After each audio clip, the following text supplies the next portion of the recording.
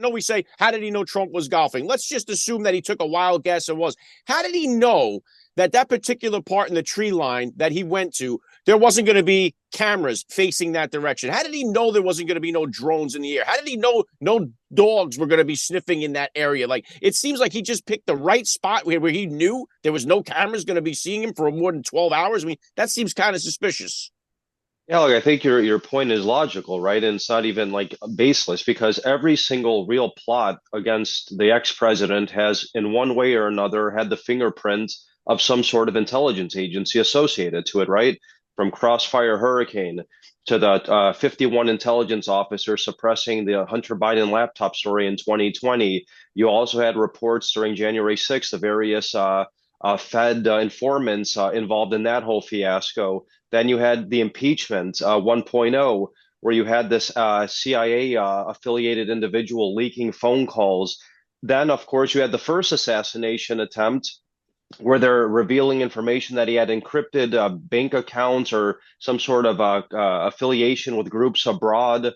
And now this guy, he's coming out publicly saying, I'm a diehard Ukraine supporter. He was actually out in Ukraine or Romania giving interviews about how he was recruiting fighters out there, how he hated what the Republicans were doing to Ukraine. So all of these have one thing in common, and that is they either have the fingerprints of domestic intelligence or foreign intelligence. So that's in my assumption completely correct. And even so, one of the things I know Breitbart reported this because I was looking this up this morning, and they reported that media paparazzi have claimed that they've utilized that spot over there to use their photos to get pictures of Trump, but they've always notified the Secret Service that they're going to be on the premises. So obviously they don't get, their heads blown off, but they've utilized that spot. And so we also know that this guy has been in contact with the media. The one lady on CBS says, I was frequently texting with him. He'd done multiple interviews with the media. So it could even be somebody, a mole, not essentially in the Secret Service, or it could be somebody within the media that could have been working with this guy to say, hey, here's a spot we've used in the past. I mean, it just seems like somebody had to tip this guy off on where to go to line up for this shot.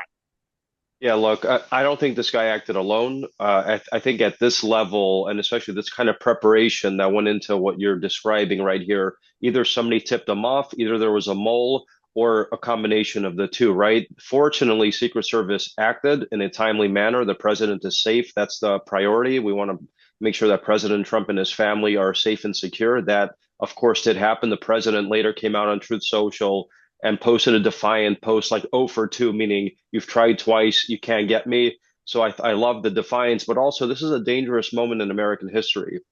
This is probably the most divided America has ever been. And this is exactly what the Democrats want going into November's election. They want people feeling fearful. They want people feeling divided from their neighbor based on race, ethnicity, creed, political affiliation, so that they're easier to control. So this is the situation, unfortunately, I think we're going to have. And with Donald Trump as an ultimate unifier, hopefully America could heal moving forward.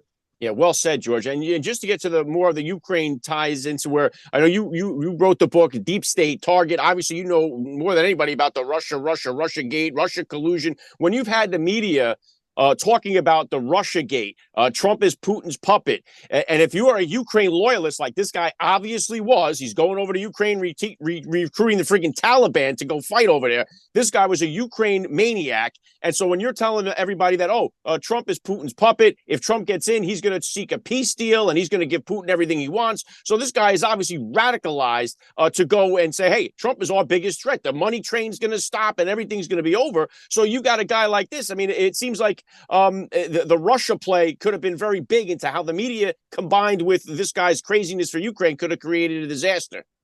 Yeah, look, the military industrial complex, or the deep state, whatever you want to call it, has been itching for a war with Russia for a very long time. Going back to 2016 with Trump and the whole Russia investigation, that wasn't even an investigation. That was literally a CIA operation along with foreign intelligence, including British intelligence. And this isn't something I wrote in my book only. This has now been confirmed in the New York Post. Matt Taibbi did an incredible report about this last April. I highly recommend your viewers to check it out.